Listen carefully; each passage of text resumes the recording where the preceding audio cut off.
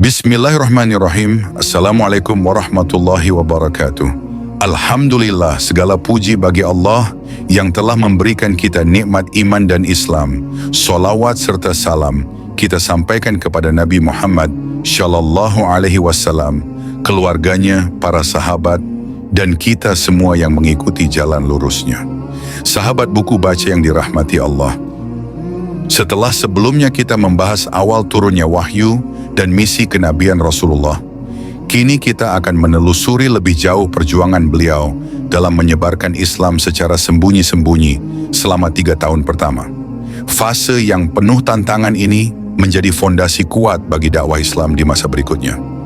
Di tengah kuatnya tradisi penyembahan berhala dan dominasi kebudayaan jahiliyah di Makkah, Rasulullah memilih langkah penuh kebijaksanaan. Memulai dakwah dari orang-orang terdekat yang mengenalnya secara pribadi. Dakwah ini dilakukan dengan sangat hati-hati, penuh strategi, dan dilandasi kejujuran serta akhlak yang tak terbantahkan. Dari sinilah muncul para pemeluk Islam pertama yang dikenal sebagai As-Sabiqunal Awwalun.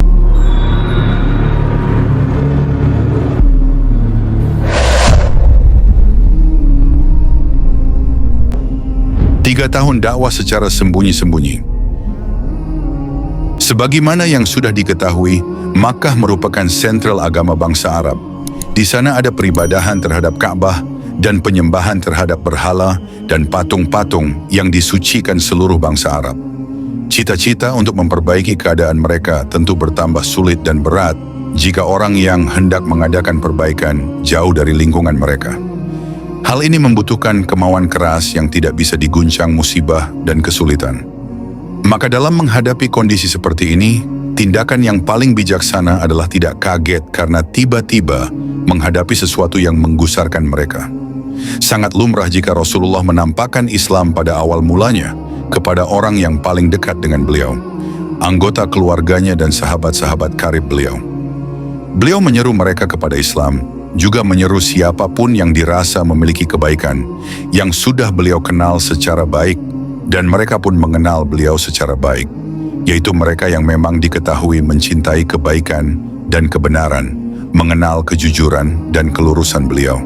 Maka mereka yang diseru ini langsung memenuhi seruan beliau, karena mereka sama sekali tidak menyaksikan keagungan diri beliau dan kejujuran pengabaran yang beliau sampaikan. Dalam tarikh Islam, mereka dikenal dengan sebutan As-Sabiqunal Awwalun, yang terdahulu dan yang pertama masuk Islam. Mereka adalah istri beliau, Ummul Mukminin Khadijah binti Khuwailid, pembantu beliau, Zaid bin Haritsah anak paman beliau, Ali bin Abi Thalib, yang saat itu Ali masih anak-anak dan hidup dalam asuhan beliau dan sahabat karib beliau, dan Abu Bakar As-Siddiq. Mereka ini masuk Islam pada hari pertama dimulainya dakwah. Abu Bakar sangat bersemangat dalam berdakwah kepada Islam. Dia adalah seorang laki-laki yang lemah lembut, pengasih dan ramah, memiliki akhlak yang mulia dan terkenal. Kaumnya suka mendatangi Abu Bakar dan menyenanginya, karena dia dikenal sebagai orang yang memiliki pengetahuan dan sukses dalam berdagang serta baik pergaulannya dengan orang lain. Maka dia menyeru orang-orang dari kaumnya yang biasa duduk-duduk bersamanya dan yang dapat dipercayainya. Berkat seruannya, ada beberapa orang yang masuk Islam, yaitu Utsman bin Affan, Abdurrahman bin Auf, Sa'ad bin Abi Waqqash, dan Thalhah bin Ubaidillah. Ibnu Hisham menghitung jumlah mereka lebih dari 40 orang. Setelah itu banyak orang yang masuk Islam baik laki-laki maupun wanita, sehingga nama Islam menyebar di seluruh Makkah dan banyak yang membicarakannya. Mereka masuk Islam secara sembunyi-sembunyi. Rasulullah menemui mereka dan mengajarkan agama. Sebab dakwah saat itu dilakukan secara sembunyi-sembunyi dan perorangan. Wahyu diturunkan sedikit demi sedikit, lalu berhenti setelah turunnya awal surat Al-Mudaththir.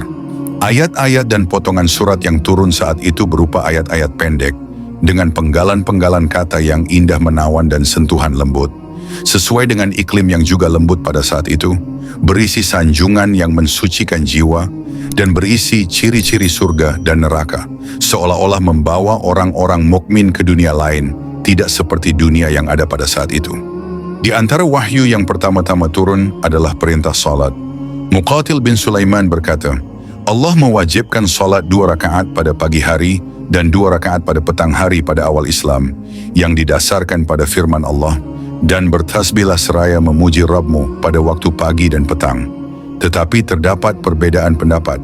Adakah salat yang diwajibkan sebelum ada kewajiban salat 5 waktu ataukah tidak? Ada yang berpendapat yang diwajibkan pada masa itu adalah salat sebelum terbit matahari dan sebelum terbenamnya matahari. Ibnu Hashim menyebutkan bahwa jika tiba waktu salat, Nabi dan para sahabat pergi ke tempat yang terpencil, lalu secara sembunyi-sembunyi mengerjakan salat agar tidak dilihat kaumnya. Suatu kali Abu Thalib melihat Nabi mengerjakan salat bersama Ali. Maka Abu Thalib menanyakan salat itu. Setelah mendapat penjelasan yang cukup memuaskan, Abu Thalib menyuruh beliau dan Ali agar menguatkan hati.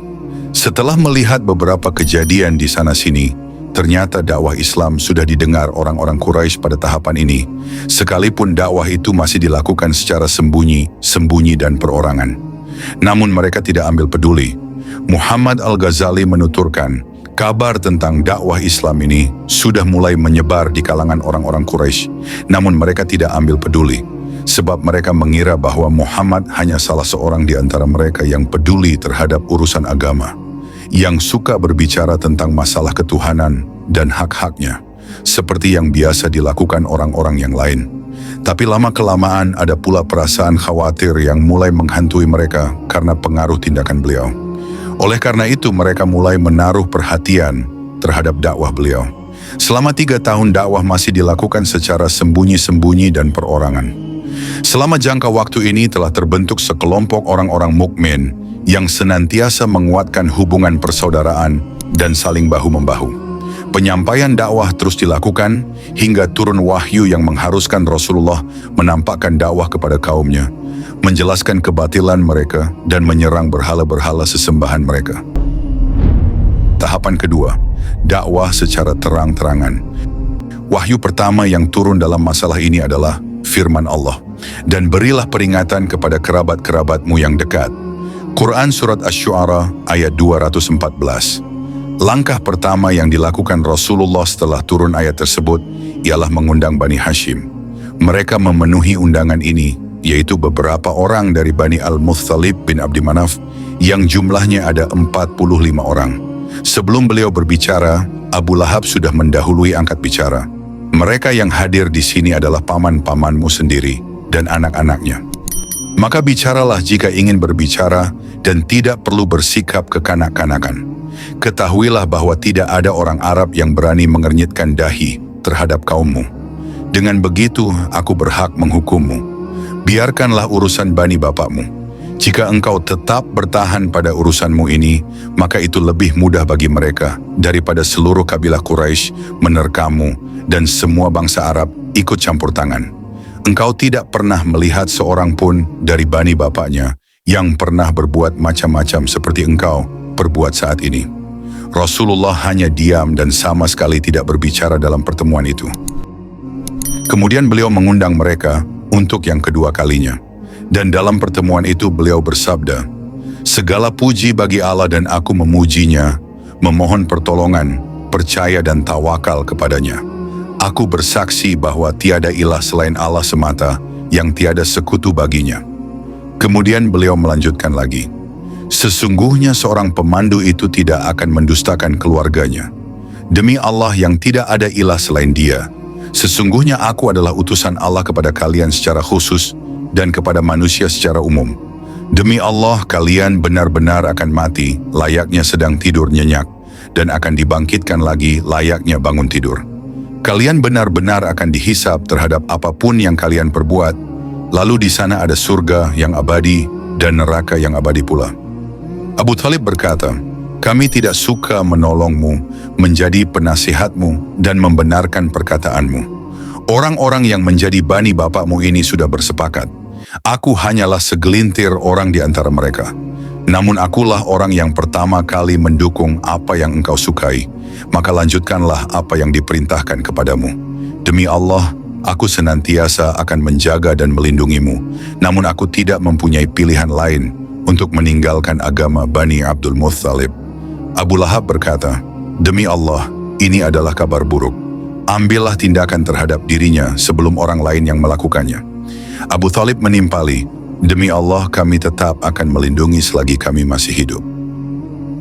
Setelah Nabi merasa yakin terhadap janji Abu Thalib untuk melindungi dalam menyampaikan wahyu dari Allah, maka suatu hari beliau berdiri di atas Syafa, lalu berseru, "Wahai semua orang!"